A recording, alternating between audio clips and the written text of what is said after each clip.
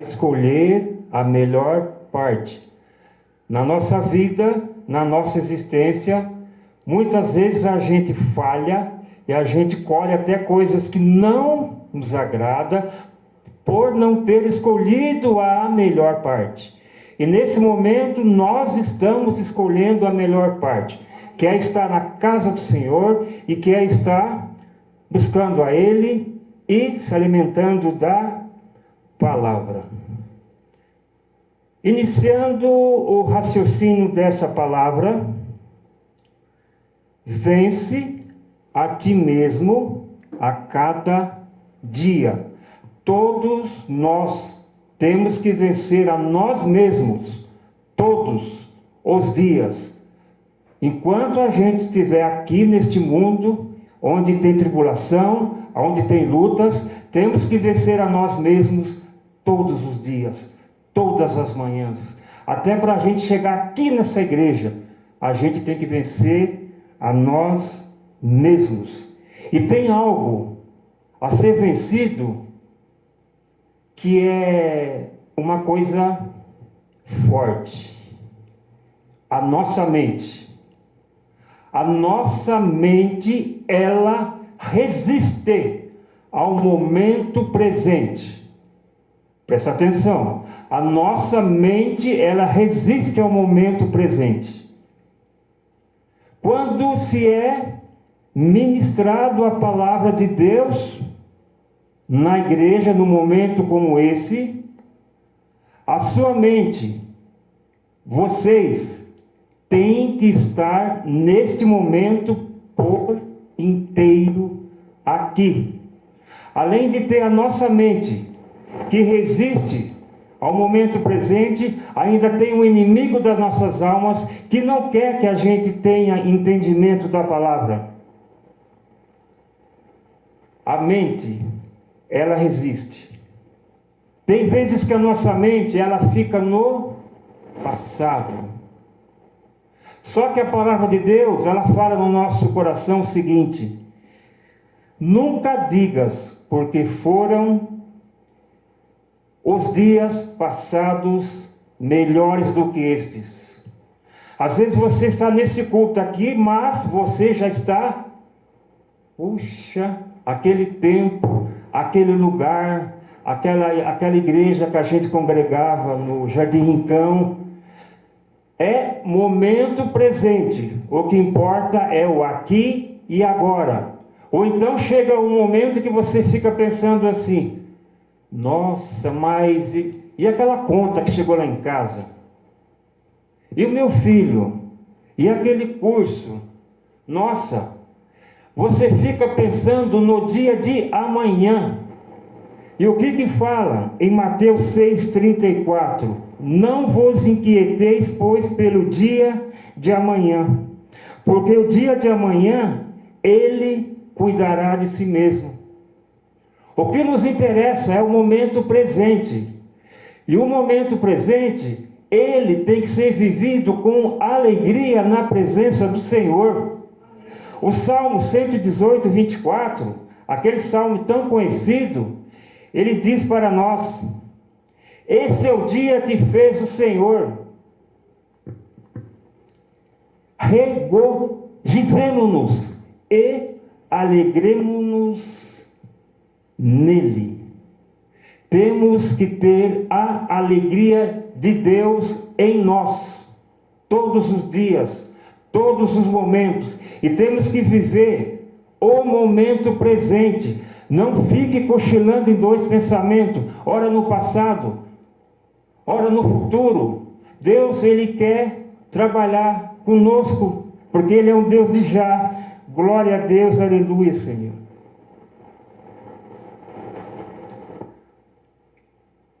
Temos também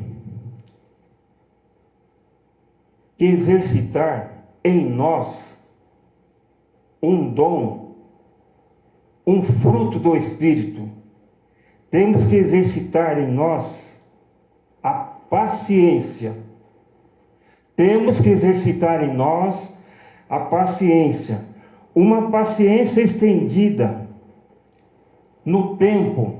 capaz de resistir às dificuldades do dia a dia.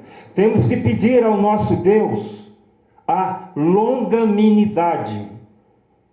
Eu tenho que viver o momento atual, presente. Eu tenho que pedir a Deus o dom da longanimidade, para mim poder suportar as provações do dia a dia. Salomão, falando da importância da gente exercer a paciência, ele faz uma comparação muito forte aqui. Imagina você numa cidade. Uma cidade, você vê casas, você vê comércios, você vê inúmeras pessoas, você vê tantas coisas grandes. Na sua mente, pensa, uma cidade, nossa, mas como é grande essa cidade, ela tem prédios, ela tem parques, ela tem lagos, ela tem uma estrutura maravilhosa. Ai, mas que cidade maravilhosa! Mas olha a comparação que Salomão faz. Provérbio 16:32. Melhor é o homem paciente do que o guerreiro. Mais vale controlar o seu espírito do que conquistar uma cidade.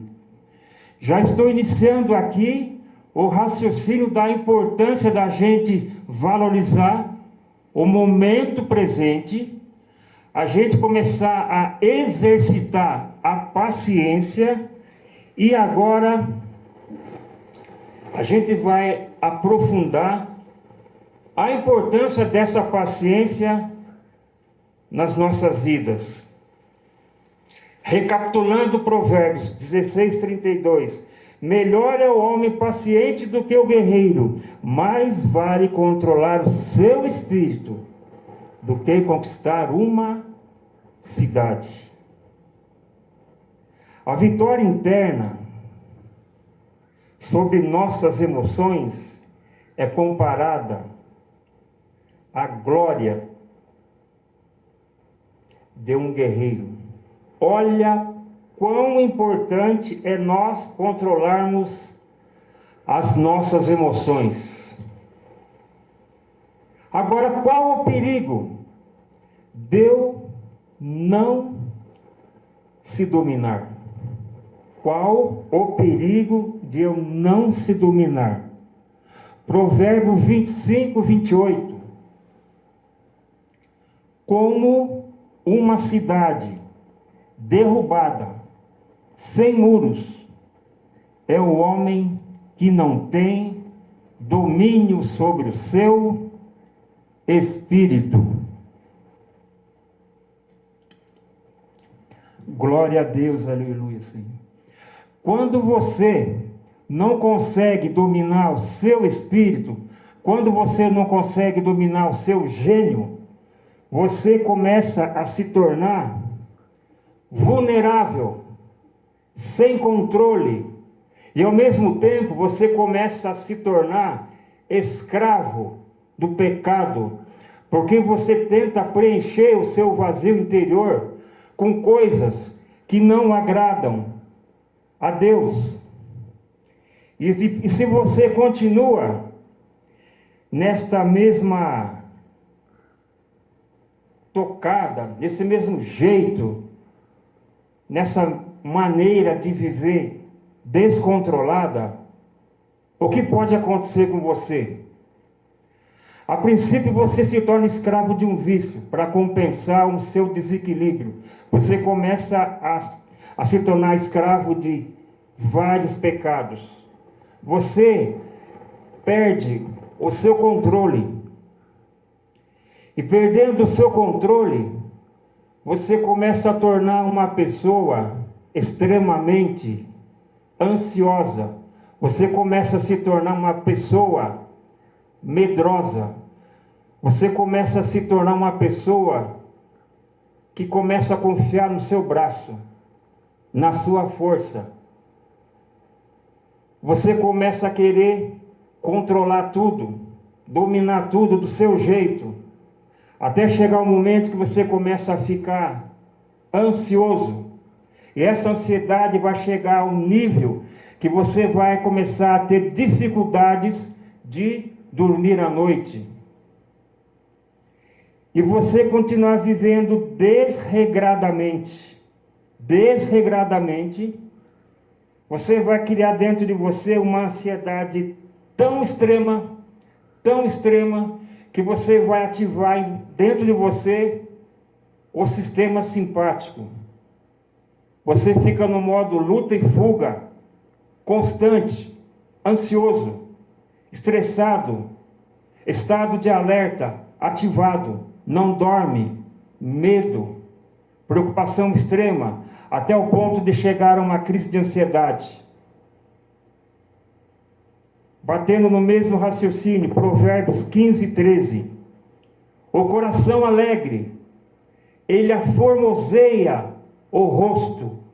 O coração alegre, ele nos aformoseia. A alegria em Deus, ela nos aformoseia. O coração alegre aformoseia o rosto. Mas pela dor do coração, o espírito se abate. Glória a Deus, aleluia, Senhor. E por que há essa inquietação dentro de nós? Por causa do nosso vazio interior.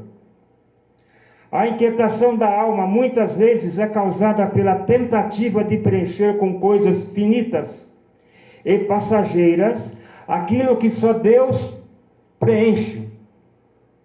Você tem um vazio interior tão profundo e você quer preencher com coisas finitas, coisas que te dão uma alegria assim momentânea. E muitas vezes até redes sociais, aquela dopamina sem esforço, rápida, para preencher uma tristeza. Glória a Deus, aleluia, Senhor.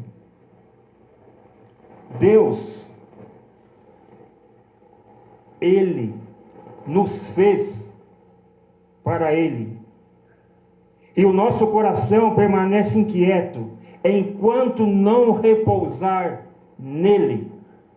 Essa inquietude é porque a gente não descansa nele. Glória a Deus, aleluia, Senhor. O Salmo 42, ele vai explicar a nossa carência de Deus. Salmo 42, versículo 1 e 2. Como o servo anseia por águas correntes, a minha alma anseia por ti, ó Deus. A corça, ela quando está com medo, ela começa a exalar um cheiro muito forte. Então ela se torna uma presa fácil no seu habitat natural. Então ela tem aquela necessidade, ela tem aquela pressa de se lavar na água e de buscar a água. E assim nós também, quando estamos estressados, muitos carentes de Deus, também temos essa sede igual a corça. Glória a Deus, aleluia, Senhor. A minha alma tem sede de Deus, do Deus vivo. Quando entrarei e me apresentarei ante a face de Deus. O que eu tenho que fazer quando vier o abatimento de alma dentro de mim? O que a Bíblia me orienta para me fazer quando vier em mim o abatimento de alma? Primeira coisa a ser feita, silêncio. Pelo menos 10 minutos para a poeira baixar, para você tentar focar no momento presente e buscar a Deus.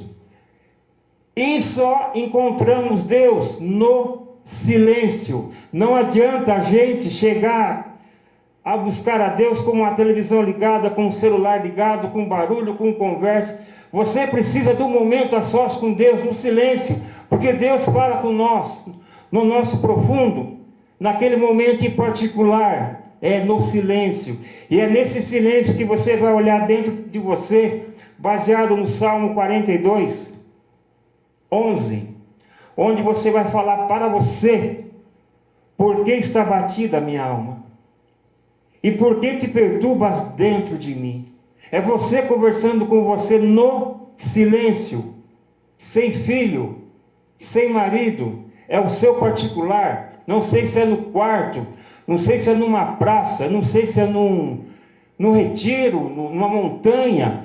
Os profetas, todos eles, quando precisavam ter um encontro mais profundo com Deus, eles tinham que se afastar, procurar um lugar retirado.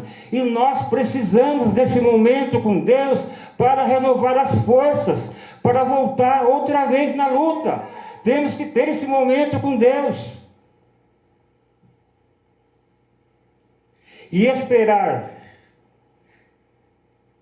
Salmo 42, 11. Por que está batido a minha alma? E por que te perturbas dentro de mim? Espera em Deus. Pois ainda louvarei, Ele é a salvação da minha alma. Esperar em Deus é uma atitude ativa. Você espera em Deus, mas você manda um currículo para procurar um emprego. Você espera em Deus, mas você muda a sua alimentação. Você espera em Deus, mas você procura melhorar onde você está. Você espera em Deus, mas você procura ser um marido melhor. Você procura ser uma esposa melhor. Você espera em Deus, mas você procura ser fiel a Deus aonde você está. É uma espera ativa, movido por uma confiança plena.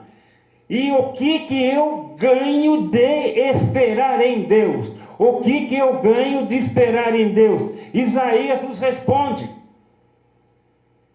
Isaías 40, 31. Os que esperam no Senhor renovarão suas forças, subirão com asas, como águias, correrão e não cansarão, caminharão e não se fatigarão. Eu achei bonito aqui o que a Ângela fez aqui, um gesto aqui. Você não vai ficar igual uma galinha gritando e batendo asa. Você não vai ficar igual um passarinho esperneado. Você vai alto e lá você plana, confiando em Deus, tranquilo, que Ele está cuidando de você. É lá no seu retiro espiritual, você está planando no Espírito, e Ele está tratando das suas dores, das suas queixas, e renovando as suas forças. Glória a Deus, aleluia, Senhor. Santo é teu nome, Pai. Glória a Deus, aleluia, Senhor. Santo é teu nome. Pastor Vanderlei falou agora uma palavra. Nem só de pão vive o homem, mas de toda palavra que vem da boca de Deus. Assim como o corpo, ele necessita de alimento. Eu estou aqui porque eu estava com fome, então fiz assim uma janta rápida e me alimentei, porque o meu corpo, ele precisa de alimento, porque se eu não alimentar esse corpo, ele pode morrer. Eu posso aguentar ficar até um tempo sem alimentação, mas eu vou adoecer e não vou aguentar. Da mesma maneira, a sua alma, ela necessita de alimento. Quantas pessoas que você vê vivas, e a alma,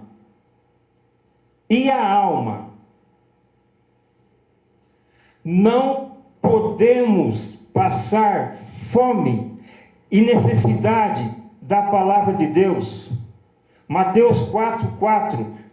Ele, porém, respondendo, disse: nem só de pão viverá o homem, mas de toda palavra que sai da boca de Deus. Nesse momento nós estamos aqui nos alimentando da palavra de Deus. Glória a Deus, aleluia, Senhor. João 6,35. Eu sou o pão da vida. Aquele que vem a mim não terá fome, e quem crê em mim nunca terá sede.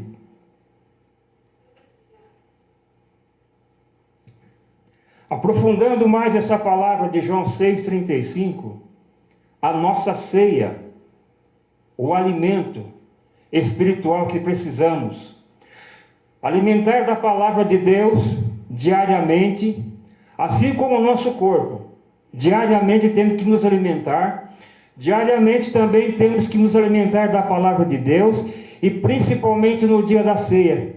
João 6,35. Eu sou o pão da vida. Aquele que vem a mim não terá fome, e quem crê em mim nunca terá sede. Glória a Deus, aleluia, Senhor. Por que temos que nos alimentar da palavra de Deus? O que eu ganho de alimentar somente o meu corpo e os meus desejos, e não se alimentar da palavra de Deus? A resposta está em Mateus 16:26. Pois o que aproveita o homem ganhar o mundo inteiro, se perder a sua alma? Ou que dará o homem em recompensa da sua alma? Glória a Deus, aleluia, Senhor. Para encerrar, eu vou abrir Lucas capítulo 10, versículo 41. Jesus, se ele estivesse aqui presente, que parte a gente escolheria? As nossas preocupações, os nossos afazeres, sem tempo? Aqui eu chego na melhor parte.